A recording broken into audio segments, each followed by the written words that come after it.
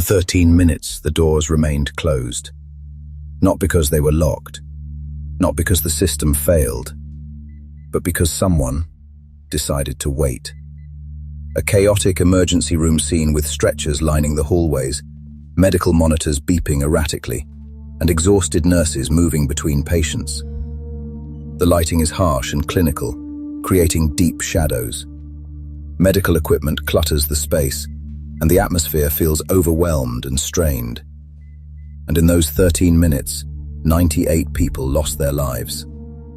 The emergency room was already crowded when the call came in. Extreme close-up of multiple medical monitors showing vital signs with irregular beeping patterns.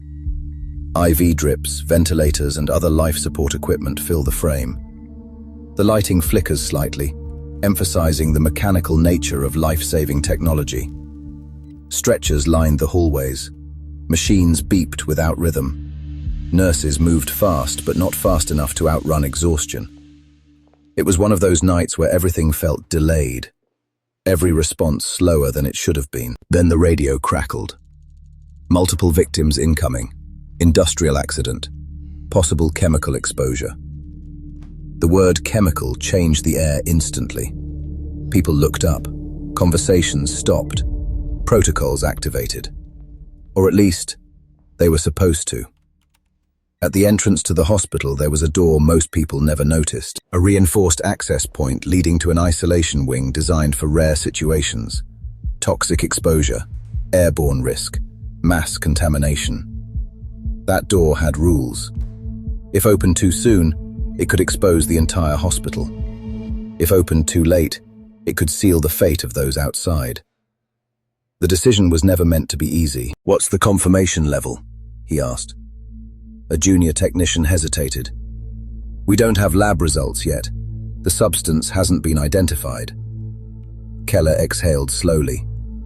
Hospital staff watch through reinforced glass as patients collapse onto stretchers in the decontamination zone outside. The glass creates a barrier between the viewer and the suffering, emphasizing the isolation and helplessness of the situation. Without confirmation, opening the isolation wing violated protocol. With confirmation, it might already be too late. "How long until we know?" Keller asked. The answer came quietly. Minutes. Outside, the first ambulances arrived. People coughing, skin burning, eyes swollen shut. Paramedics shouted details that blurred together: exposure time, symptoms, unknown compound. The doors stayed closed, not out of cruelty, out of caution. Inside the hospital, staff watched through reinforced glass as patients collapsed onto stretchers in the decontamination zone. At minute 8, one of the patients went into cardiac arrest. The doors stayed closed. At minute 10, 2 more followed, still closed. At minute 12, the lab called back. A stark, empty conference room with a single chair at a long table. Documents are scattered across the surface, and harsh fluorescent lighting creates a cold, institutional atmosphere. The room represents the aftermath and investigation that followed. "We're still analyzing. We can't rule out airborne risk." Keller closed his eyes. If he opened the doors and exposed the hospital, he would be responsible for what followed.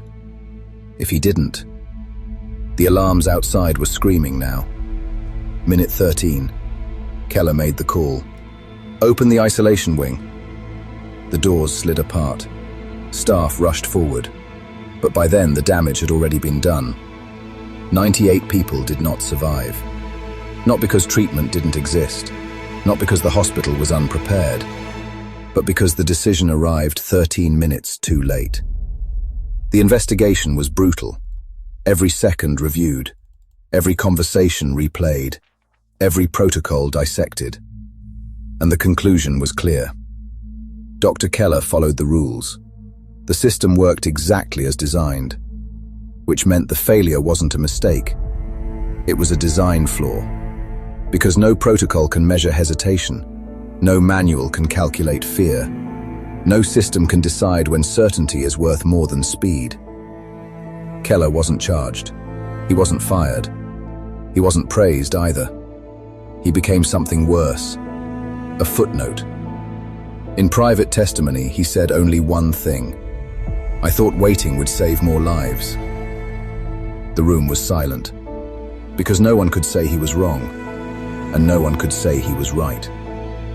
13 minutes, long enough to hesitate, long enough to hope, long enough to wait for certainty, but not long enough to save 98 people. This is what no one tells you about decisions. Sometimes the danger isn't acting too fast. Sometimes it's waiting for permission while people are dying. The doors didn't kill them. The chemicals didn't kill them. The delay did. This is final decision.